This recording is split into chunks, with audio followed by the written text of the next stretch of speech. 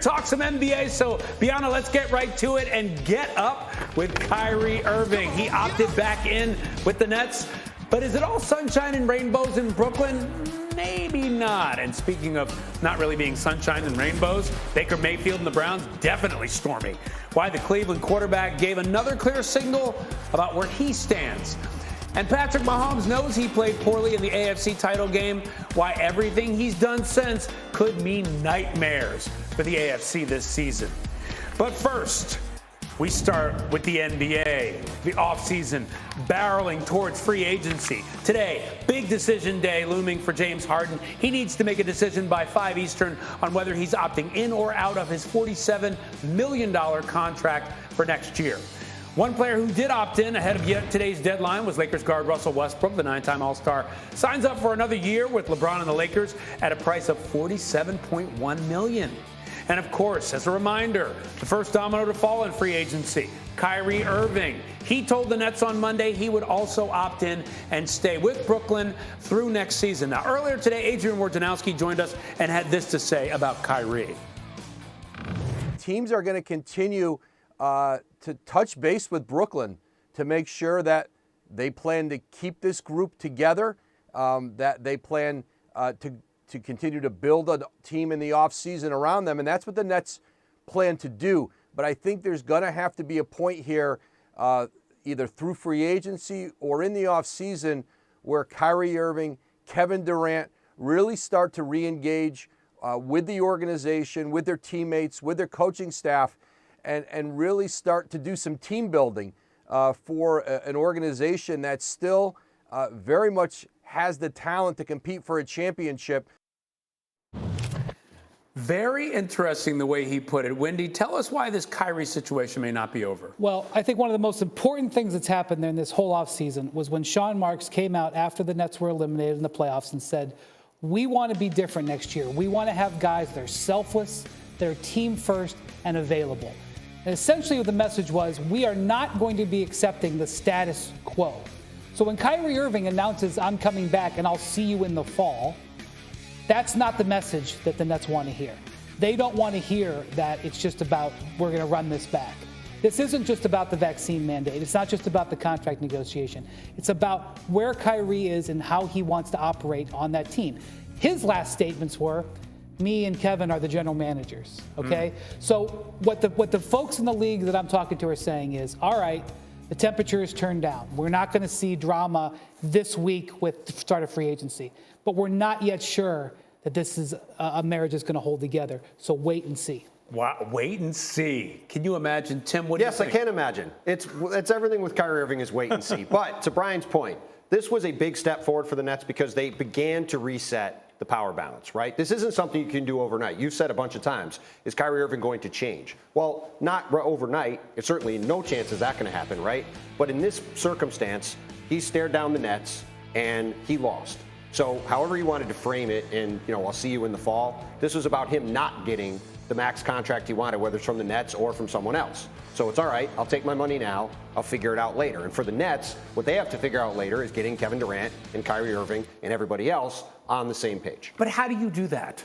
How do you do that, Wendy? Well, it starts with Kevin Durant, because Kevin Durant for the last 3 years has generally been a supporter of Irving, a ratifier of him, a backer of him.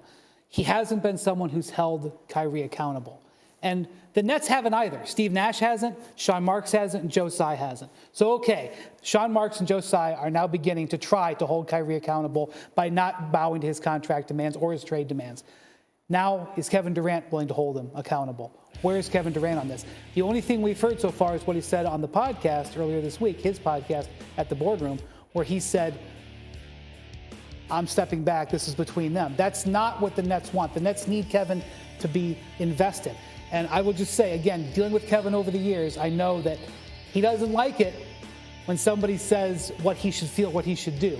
That's not just in the media, that's also within the teams. So it's really going to be incumbent on Kevin himself to recognize the situation and deal with it. Because if he goes like this, I'm not sure if anything is going to be different with the Nets. Well, and let's be crystal clear. The reason we're talking about Kyrie Irving like this is because of the relationship between him and Kevin Durant. The fact that nobody was interested in the sign and trade for Kyrie Irving other than the desperate Los Angeles Lakers is a sign of everyone looking at it saying, we don't want to deal with Kyrie Irving over the long term. The Nets have to because Kevin Durant wants to, right? That is what this is all about. So really, as Brian said, this is about the relationship between Kevin and Kyrie and the relationship between the two of them and the Brooklyn Nets. That is what this is all about. Here's my problem with all this.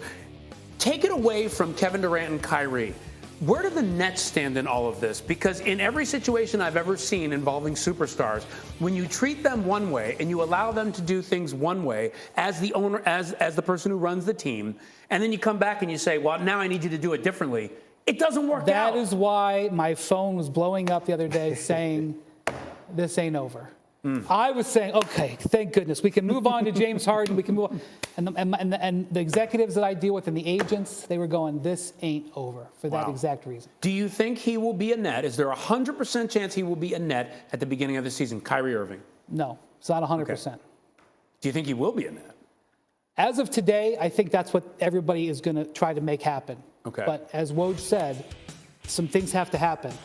They are not, at least their position, the Nets' position today, they are not going to try to run this back if it's the same situation as last year. Do you think that Kevin Durant will want to be on this team if it's not succeeding, if it's not this wildly successful championship contender? Well, Kevin Durant signed a 4-year contract extension last year. With no opt-out. That's right. He showed his commitment to the Nets long term. I think the question is, I think it's less, is it whether he's going to want to be there if it's not wildly successful, is he not going to want to be there if Kyrie Irving is not there with him? That is, again, what this is all about. I think if the Nets could know Kevin Durant would be happy and they could have sent Kyrie Irving anywhere, I wouldn't be surprised if they tried to do that. But that, again, that is not what this is about. This is about the two of them together. That's what it's been about from the moment they agreed to come to Brooklyn 3 years ago. So that is really the question, is, as Brian has said a couple of times, are the two of them ever going to separate, or is Kevin going, are they going to move forward together with the Nets? That's what it's all about. And if the Nets reach a point where they go, this is not working, we're running it back again, and this is not working, and they start to reevaluate whether they want to keep Kyrie, is Durant stay invested, or is it a situation where if they move one, they have to move the other? Okay, there's a lot of ifs here, so I want to get a firm answer on one thing. Championship team, these Nets as currently constructed, do you see it? I see the potential for it, but as we've talked about a bunch of times, Kyrie Irving and Kevin Durant, for all the talk about the relationship, they played 58 games together, including the playoffs, over 3 seasons. If they can do that this season, they can match that number. I'll Maybe give you they a firm can. answer. Yeah. This team has the talent to win a championship, but they've shown nothing else that's required from a championship team. What do you mean by nothing else? Chemistry, Availability. Accountability, availability. They've had none of that. Yeah, the talent but is the unquestionably talent there. is absolutely championship level. Wow. As Brian laid out earlier, Ben Simmons, Kevin Durant, Kyrie Irving, Joe Harris, Seth Curry. Good luck guarding that team. And picks they can trade, and other young players. They're actually in way better position now than they were a year ago when they had the vaccine mandate and Harden was out of shape.